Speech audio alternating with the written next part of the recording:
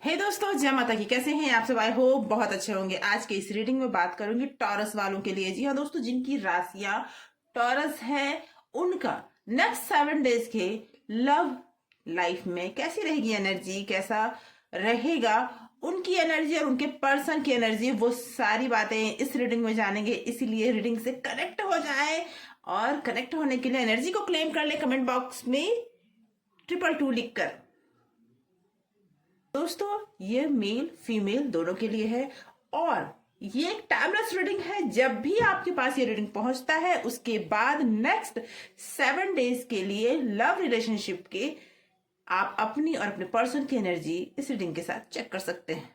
एक जनरल और collective reading है, हर किसी से पूरी तरह मैच करे जरूरी नहीं है। जितनी एनर्जी आपकी पिक होगी, उतना ही ये रीडिंग आपसे रेजोनेट होगी। इसीलिए आंखें बंद करें, लंबी गहरी सांस लें, अपने इष्ट का ध्यान करें, और उसके बाद इस रीडिंग के साथ जुड़ जाएं। ओके, यूनिवर्स प्लीज गाइड करे, माता रानी प्लीज गाइड करे। जो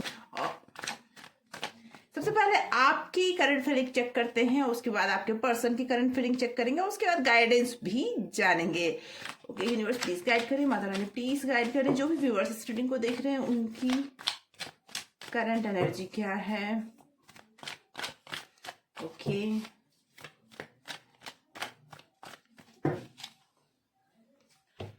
Okay. Temperance. The World. 5 of Wands. 4 of Swords.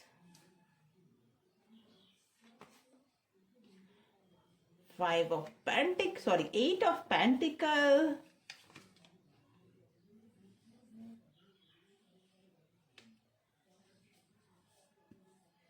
Wheel of Fortune.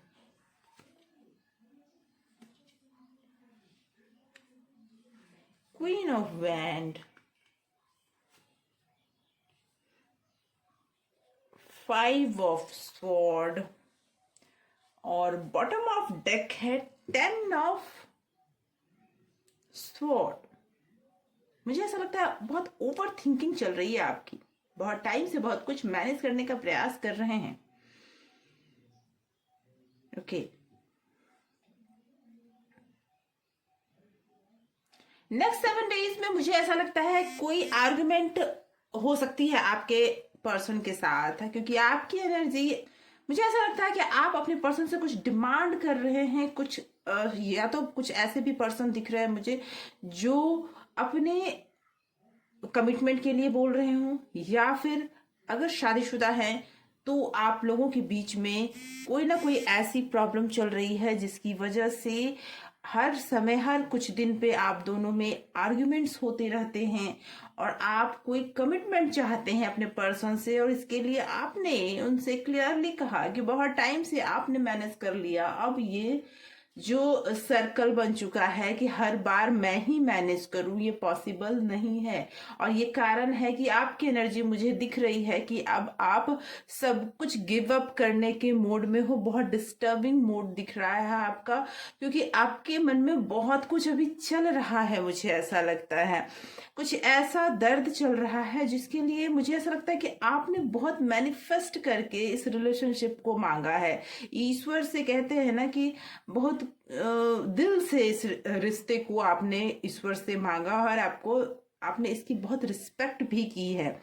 लेकिन अभी जो रिलेशनशिप की स्थिति है, जिसमें आप जो चाहते थे वो आपको नहीं मिल पा रहा है। आपने जो एक्सपेक्ट किया था इस रिलेशनशिप में, वो आपको नहीं मिल पा रहा, और जिसकी वजह से अब आप गिव अप करना चाहते हैं। हो सकता है आप में से कई एक ऐसे भी लोग हों जो बहुत ही सॉफ्ट दिल के हैं, और जिन्हें लगता है कि उनके पर्सन ने उन्हें धोखा दिया है। धोखा इन द सेंस किसी भी बात को लेके हो सकता है, जो बातें कह के आप इस रिलेशनशिप को आपने शुरू किया था, उन बातों पे आपके पर्सन खड़े नहीं उतरे हैं, और आप अब इस वजह से थक चुके हैं, उन्हें समझाते समझाते, इस रिलेशनशिप को संभालते संभालते आप थक चुके हैं। क्योंकि मुझे ऐसा लगता है कि बहुत सारे पर्सन ऐसे भी हैं जिनको अपने ही फैमिली के लोगों ने भी बहुत ज्यादा परेशान किया है जी।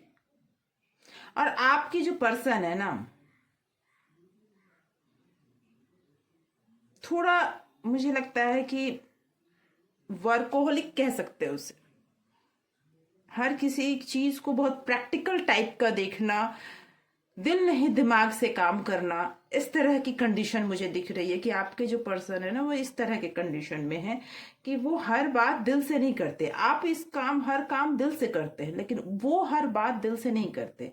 जो प्रैक्टिकल है वो है और वो उसी तरह से काम करते हैं। मुझे ऐसा भी दिख रहा है कि आपके रिलेशनशिप को नजर भी लगी है, आपके रिलेशनशिप को कुछ किया कराया भी गया है। कहने का मेरा मतलब है कि आपके पर्सन के साथ कुछ ऐसा जरूर हुआ है जी। आपके पर्सन पहले बहुत अच्छे थे, बहुत मेहनती थे, और आप दोनों के बीच का कंडीशन भी बहुत अच्छा था, रिलेशनशिप भी बहुत अच्छा चल रहा था। लेकिन अचानक से समय चेंज हुआ है जी। अचानक से समय चेंज हुआ है और इस बदले हुए स्वरूप में आपके पर्सन को, मतलब मुझे ऐसा लगता है कि कोई है जो आपको, आपके पर्सन को अपनी तरफ रखना चाहते हैं।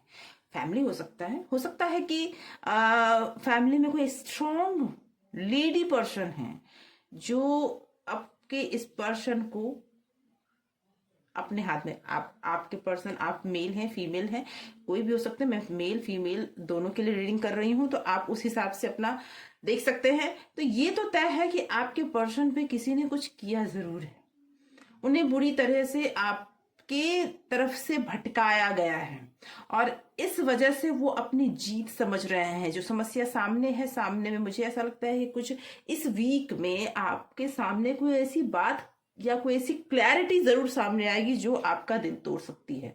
हो सकता है कि आने वाले टाइम में कुछ ऐसे टाइम आ जाए जिस समय आपको अपने पर्सन की बहुत जरूरत हो, उस समय वो उस समय मौजूद ना हो। क्योंकि मुझे ऐसा लग रहा है कि कुछ ऐसी बातों की भनक आपको लगी है, या फिर कोई ऐसी बातें आपके सामने आई है। समय पहले कुछ टाइम तक अच्छा था, लेकिन नेक्स्ट 7 डेज में बहुत कुछ बदलता हुआ मुझे दिख रहा है। और बदलता इन द सेंस कि आपके सामने कोई बातें, आपके पर्सन की कुछ बातें खुलेंगी, और जो देखने के बाद, समझने के बाद हो सकता है कि आपके दिल को धक्का लगे, चोट लगे जी। इस रिलेशनशिप में आपने जितना किया है, आपके पर्सन ने भी किया है। ऐसा नहीं है कि उन्होंने आपके लिए नहीं किया है, लेकिन कुछ ही टाइम में बहुत कुछ चेंज हो गया है। और कहने का मेरा मतलब है कि आपके पर्सन के बहुत नजदीकी कोई पर्सन है जो आपको बिल्कुल नहीं पसंद करते हैं, और ना पसंद करने की वजह से वो आप दोनों के बीच की समस्याओं को बढ़ा रहे हैं। और कुछ बातें हैं जो आपसे छुपी हुई है, अंधेरे में है, और वो अपने आप को जीतते हुए देख रहे हैं।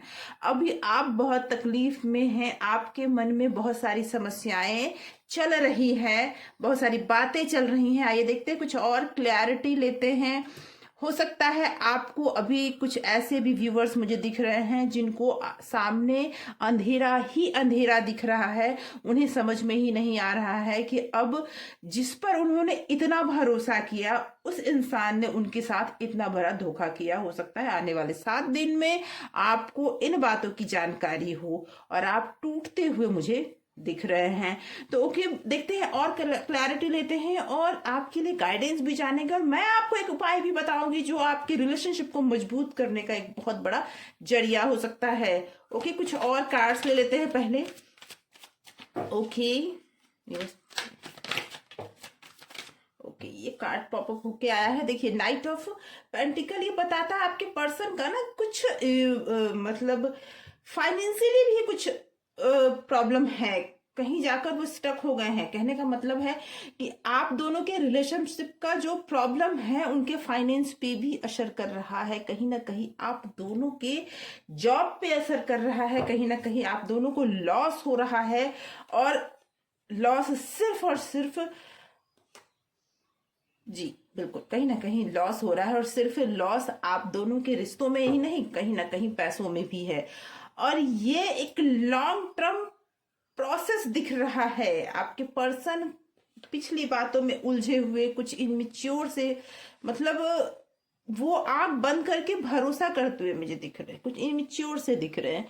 कहने का मतलब है कि जिस पर्सन ने आपके घर में आग लगाई है, उस पर्सन के ऊपर आपके पार्टनर का पूरा फेथ दिख रहा है मुझे, पूरा फेथ दिख रहा है। वो उसके खिलाफ कुछ सुनना ही नहीं चाहते। जी आप देख लो, आप देख लो, उसके खिलाफ कुछ सुनना ही नहीं चाहते हैं, और उनकी गलत सही सारी बातों को वो छुपाते हैं, आपके सामने डिस्क्लोज करना ही नहीं चाहते हैं। तो ये तो तय है, एक क्लैरिटी है कि आपके रिलेशनशिप और आपके पर्सन पर किसी न किसी ने बहुत ज्यादा ही बुरी नजर लगाई है। जी, और ये वीक आपके लिए हो सकता है थोड़ा अप एंड डाउन भरा हो। ओके,